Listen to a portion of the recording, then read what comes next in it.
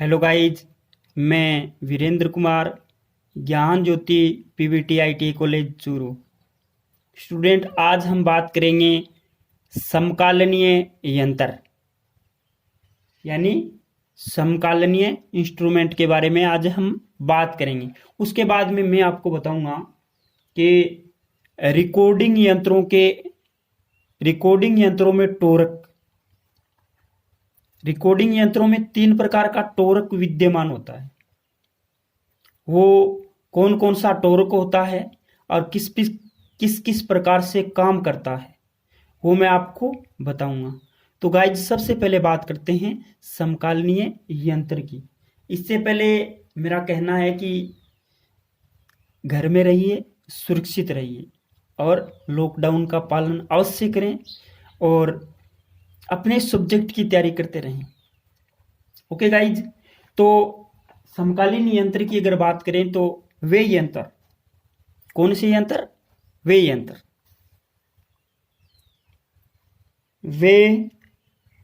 यंत्र जो वैद्युतिक राशि के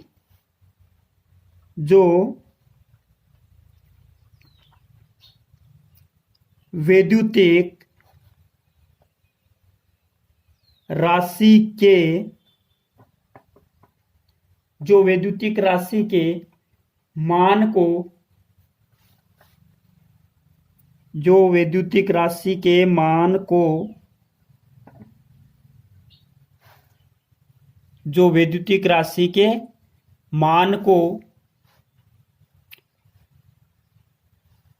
पुराने मान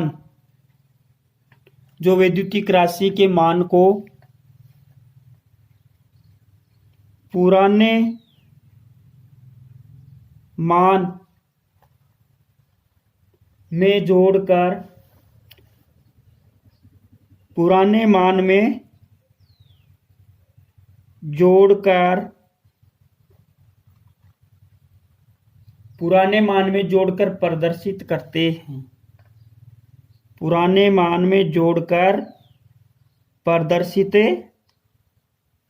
करते हैं। गाइज, मैं बता दूंगा कि वो किस प्रकार के और कौन से यंत्र हैं। मैं आपको नाम भी बताऊंगा। प्रदर्शित करते हैं समकालीन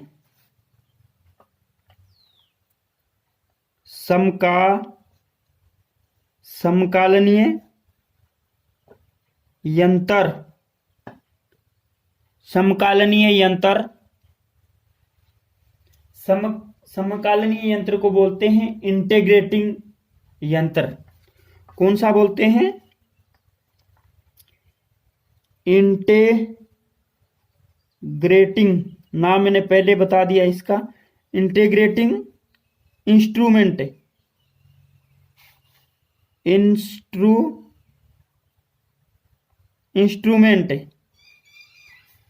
integrating instrument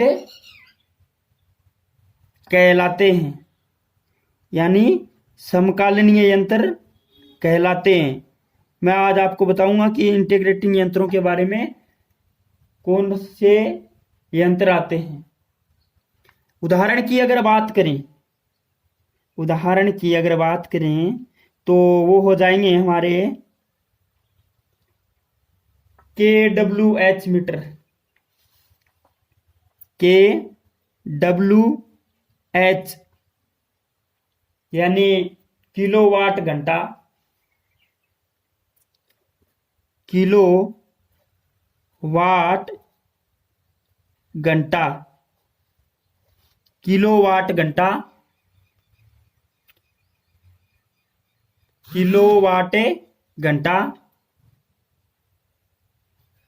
metre, KWH metre.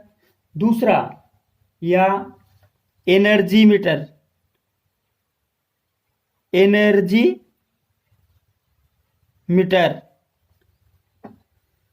ये जो मीटर हैं, ये पुराने मान के साथ मान जोड़ करके मान प्रदर्शित करते हैं। एक बात बता दूं गाइज कि हमारे घरों में जो मेन मीटर, जो वितरण बोर्ड द्वारा जो लगाया जाता है उसको हम एनर्जी मीटर बोलते हैं। और आपने देखा होगा कि जब रीडर रीडिंग लेके जाता है तो जब नेक्स्ट बार रीडिंग लेने आता है तो वो क्या है, वो मीटर क्या करता है, रीडिंगों को जोड़ देता है, जोड़ता जाता है, यानी पुराने मान के साथ आगे प्रदर्शित करता है। ये नहीं कि वो रीडिंग ले गया उसके बाद में नए सिरे से रीडिंग चालू होंगी, ऐसा कुछ नहीं होता। तो ये कौन सा यंत्र है, समकालीन यंत्र, जिसको इंग्लिश में बोलते हैं इंटीग्रेटिंग इंस्ट्रूमेंट। ओके गाइज, मैंने अभी आपको बताया और ये बहुत महत्वपूर्ण पॉइंट रहेगा और बहुत ही समझने वाला पॉइंट रहेगा। इंडिकेटिंग यंत्रों में टॉर्क कैसे उत्पन्न होता है और क्या होता है। तो आपको बता दूं गाइज कि इसमें मुख्यतः 3 टॉर्क लिखा देता हूं और बता भी देता हूं। इसमें मुख्यतः 3 टॉर्क विद्यमान होते हैं। इनमें मुख्यतः 3 टॉर्क विद्यमान होते हैं। ओके गाइज, तो हम इसके पहले की बात करें तो पहला होगा विक्षेपक टॉर्क। विक्षेपक टॉर्क। दूसरा होगा अवमंदक टॉर्क। अवमंदक टॉर्क। और तीसरा होगा नियंत्रण टॉर्क। तीसरा होगा नियंत्रण टॉर्क। यह बात जरूरी है कि मैं इसके बारे में बताऊंगा, लेकिन यह मुझे विश्वास भी है कि आपको ये तीनों टॉर्क अच्छे से समझ में आ जाएंगे, क्योंकि मैं आपको बिल्कुल सिंपल तरीके से लिखाऊंगा, बिल्कुल समझने वाले तरीके से लिखाऊंगा। तो आप कोशिश कीजिएगा। और अगर किसी स्टूडेंट को लो क्वालिटी की वजह से दिखाई नहीं दे रहा तो वो अपनी एक रफ शीट रखें या नोटबुक रखें, उसमें आप जैसे मैं बोल रहा हूं वैसे आप लिख सकते हो। तो गाइज, हमारा इसमें पहला टॉपिक रहेगा विक्षेपक टॉर्क। कौन सा रहेगा? पहला, ये विक्षेपक टॉर्क क्या होता है। विक्षेपक टॉर्क गाइज मैं बता देता हूं कि इसको इंग्लिश में क्या कहते हैं। उसको इंग्लिश में कहते हैं डिफ्लेक्टिंग टॉर्क। DELF DELF नहीं, DEL यहां पे नहीं आएगा, DEFLE deflecting. Deflecting TORQUE deflecting torque. DEFLECTING deflecting torque. अगर इसकी बात करें तो मापक यंत्र के संकेतक को आप ध्यान से देखिएगा। मापक यंत्र के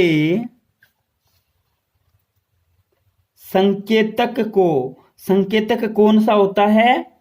पॉइंटर।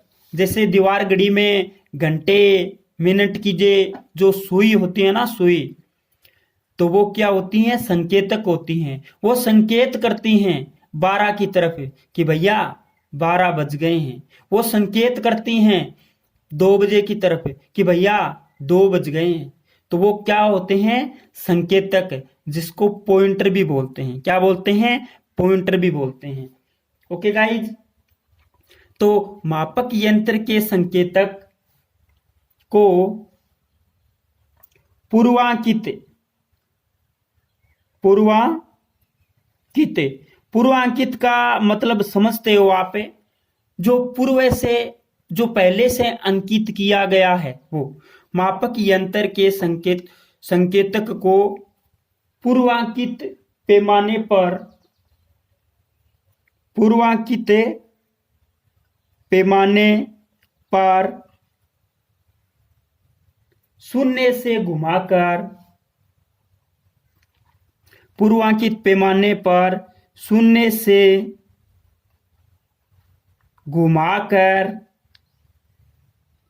शून्य से घुमाकर चलाने वाला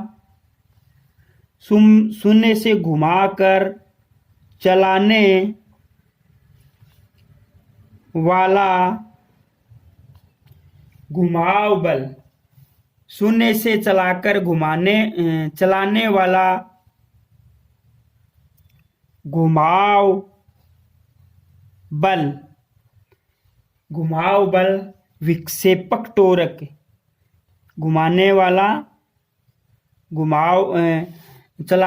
घुमाव बल विक्षेपक टोरक के कहलाता है। कौन सा टोरक कहलाता है? विक्षेपक टोरक। गाइज ये मैं जल्दी भी करवा सकता हूं, लेकिन बहुत सारे बच्चे ऐसे हैं जो इस टॉपिक को पहली बार पढ़ रहे हैं, इसलिए स्टूडेंट मैं आपको बिल्कुल एकदम धीरे धीरे करवा रहा हूं ताकि आपको अच्छे से समझ में आ जाए। तो आप विक्षेपक टोरक क्या होता है वो देख लीजिएगा कि मापक यंत्र के संकेतक को पूर्वांकित पैमाने पर शून्य से घुमाकर चलाने वाला घुमाव बल विक्षेपक टोरक कहलाता है। अगर कोई सुई वाला एमीटर, वोल्टमीटर, वाटमीटर या कोई भी मान लो इंस्ट्रूमेंट है यानी यंत्र पड़ा है, तो वो क्या होता है, उसकी सुई, उसका पॉइंटर, उसका संकेतक पहले कहाँ होता है? शून्य पे स्थिर होता है। जैसे ही हम उसमें कोई प्रतिक्रिया करते हैं, वोल्टमीटर है तो हम वोल्टेज मापते हैं, उसको समांतर क्रम में लगा देते हैं। एमीटर है तो उसको हम सीरीज में लगा देते हैं और धारा मापते हैं। तो वो क्या करता है, जैसे ही पॉइंटर शून्य से घुमाकर चलाने वाला घुमाव बल विक्षेपक टोरक कहलाता है। वो पॉइंटर शून्य से घूम करे जो उसके ऊपर जो मान अंकित होता है उसकी तरफ बढ़ता है, तो वो उसकी तरफ पॉइंटर को बढ़ाने का काम कौन करता है या घुमाने का काम कौन करता है? विक्षेपक टोरक। तो उसमें एक टोरक विद्यमान होता है, विक्षेपक टोरक, तो वो घुमाने का काम करता है। तो वो कौन सा हो गया? विक्षेपक टोरक। अगला 2 नंबर का पॉइंट रहेगा गाइज हमारा कौन सा? अवमंदक टोरक। अवमंदक भूल गया, अवमंदक टॉर्क। अवमंदक टॉर्क को क्या कहते हैं इंग्लिश में? अवमंदक टॉर्क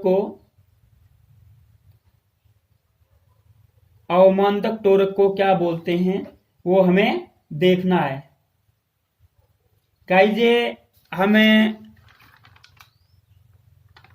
अवमंदक टॉर्क के बारे में बाद में पढ़ेंगे। हमें विक्षेपक टॉर्क में कुछ और महत्वपूर्ण पॉइंट पढ़ते हैं। जैसे ये पॉइंट है, हमें ये इसका पहला पॉइंट पढ़ाइए और इसका ये दूसरा पॉइंट पढ़ते हैं विक्षेपक टॉर्क का ही। विक्षेपक टॉर्क इतना ही नहीं है, हम इसमें 2 पॉइंट और पढ़ते हैं। तो पहला हो गया मापक यंत्र के संकेतों को पूर्वांकित पैमाने पर शून्य से घुमाकर चलाने वाला घुमाव बल विक्षेपक टॉर्क कहलाता है। दूसरा, यह टोरक विद्युत धारा के, यह कौन सा विक्षेपक टोरक है? यह टोरक विद्युत धारा के, यह टोरक विद्युत धारा के चुंबकीय प्रभाव, विद्युत धारा के चुंबकीय प्रभाव, विद्युत धारा की चुंबकीय प्रभाव एवं ऊष्मीय प्रभाव,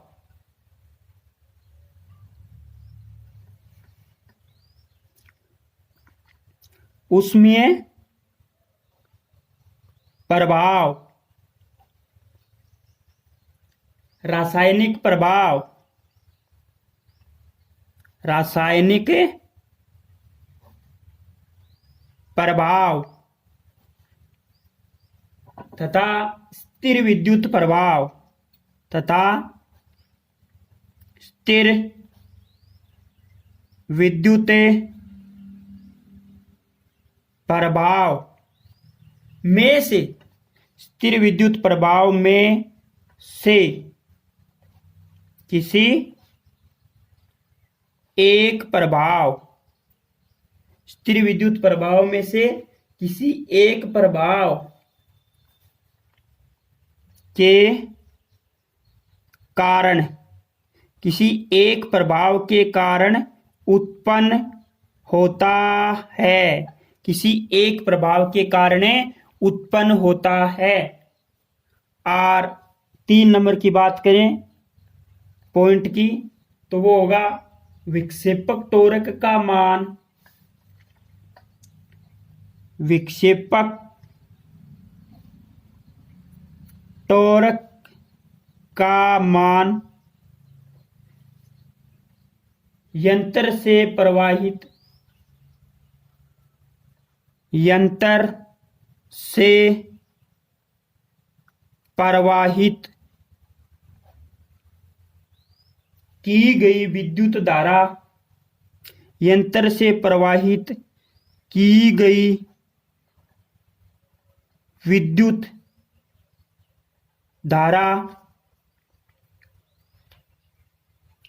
के मान पर, विद्युत धारा के मान पर निर्भर करता है, मान पर निर्भर करता है। विक्षेपक टोरक का मान यंत्र से प्रवाहित की गई विद्युत धारा के मान पर निर्भर करता है। ओके गाइज, हम इसके बाद में पढ़ेंगे दूसरा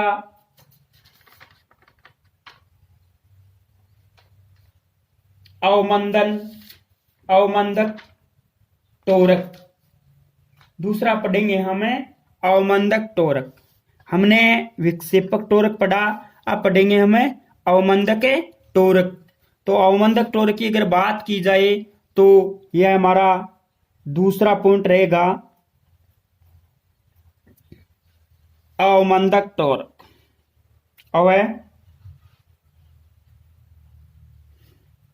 अवमंदक टोरक, ये गाइज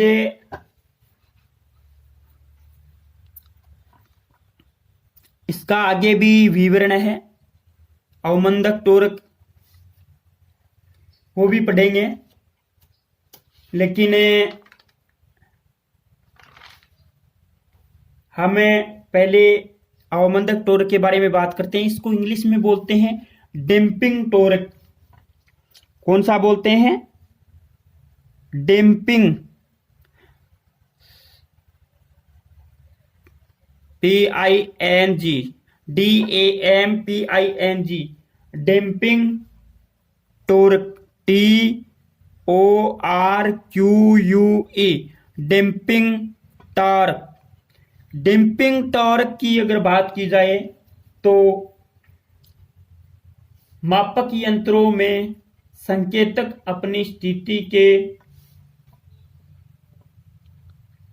मापक यंत्रों में संकेतक अपनी स्थिति के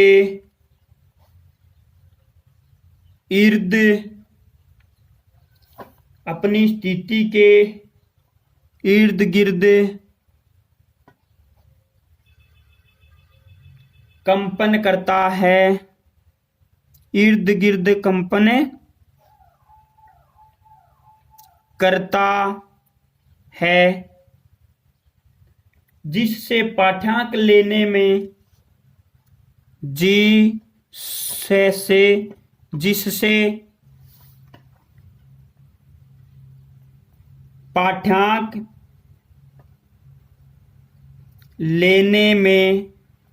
जिससे पाठ्यांक लेने में असुविधा होती है, जिससे पाठ्यांक लेने में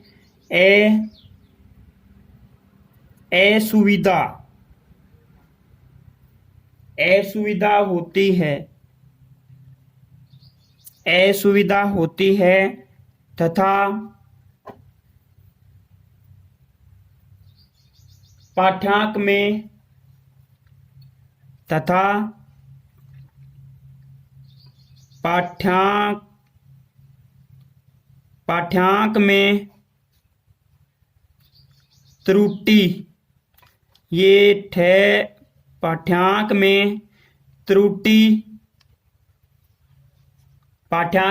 त्रुटि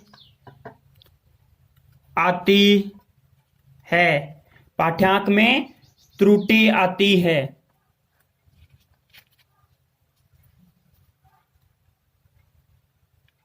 पाठ्यांक में त्रुटि आती है। संकेतक को कंपन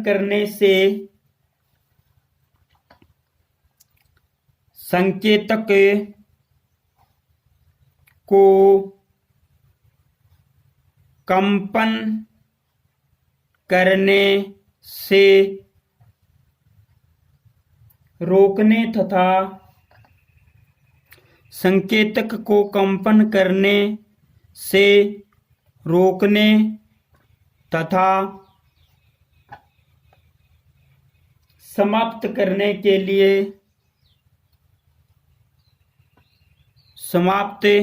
कंपन को, पॉइंटर को नहीं, संकेतक को कंपन करने से रोकने तथा कंपन को समाप्त करने के लिए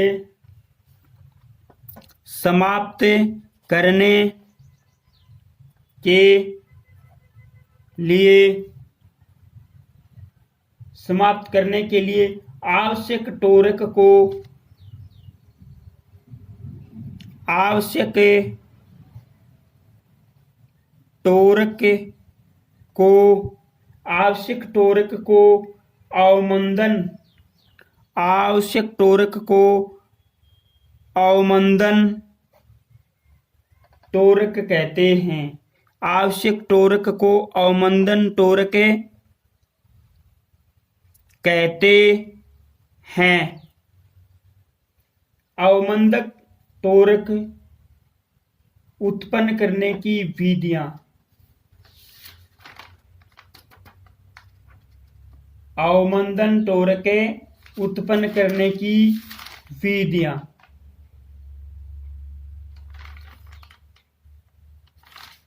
अवमंदन टोरक उत्पन्न करने की विधियां।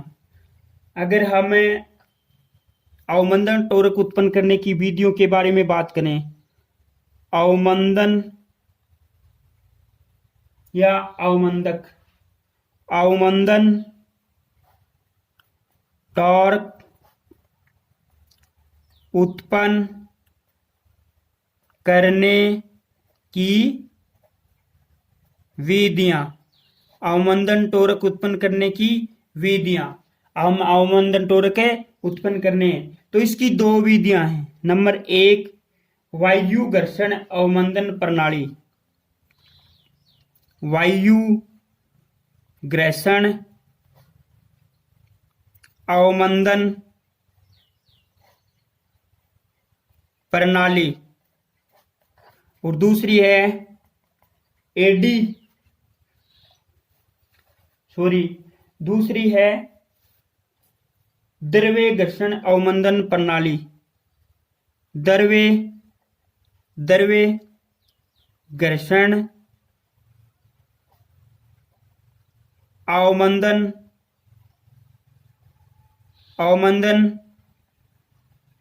प्रणाली, और तीसरी है एडी धारा अवमंदन प्रणाली।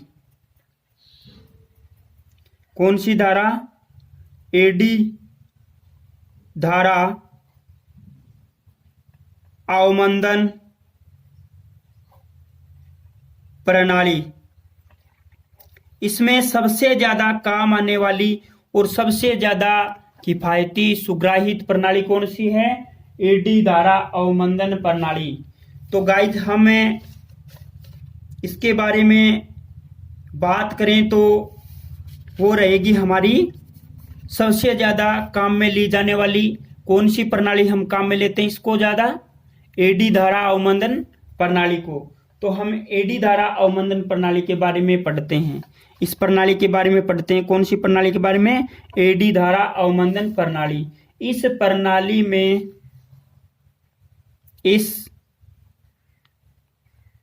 प्रणाली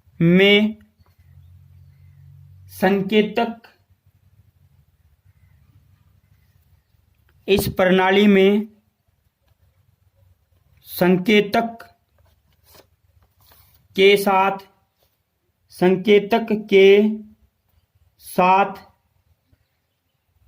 एक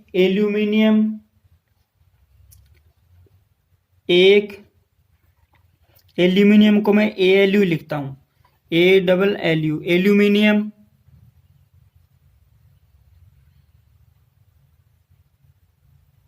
एक एल्यूमिनियम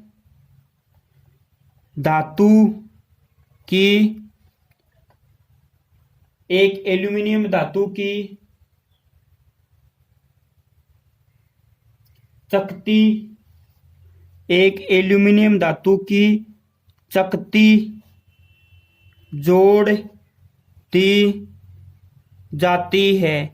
एक एल्यूमिनियम धातु की चकती जोड़ दी जाती है जिसे चुंबक के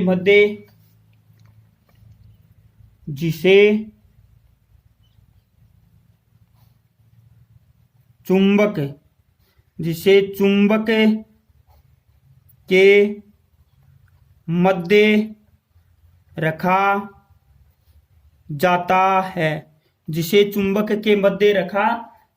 है जब संकेतक गति करता है। ध्यान से देखिएगा आप। जब संकेतक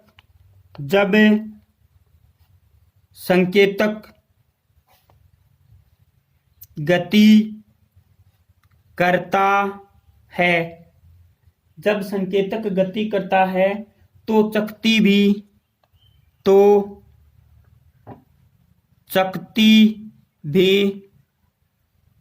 चुंबकीय ध्रुवों के मध्य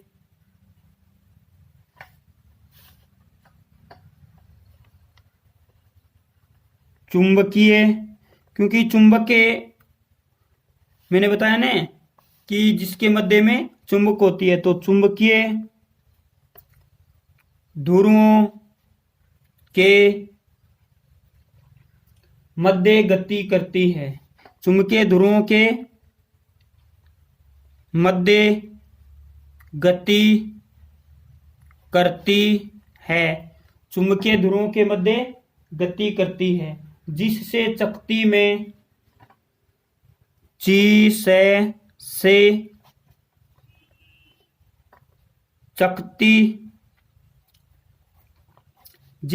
चकती में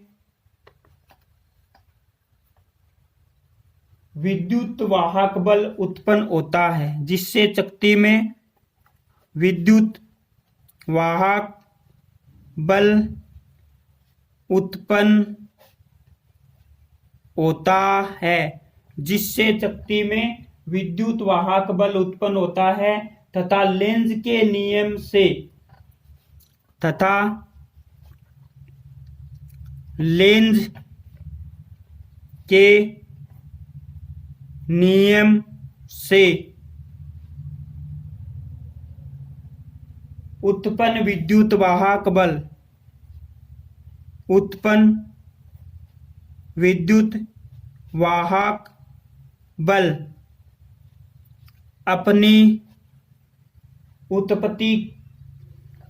अपनी उत्पत्ति के कारणों का विरोध करता है। अपनी उत्पत्ति के कारणों का विरोध करता है। अपनी उत्पत्ति के कारणों का विरोध करता है, जिससे चकती अपनी उत्पत्ति के कारणों का विरोध करता है, जिससे चकती संकेतक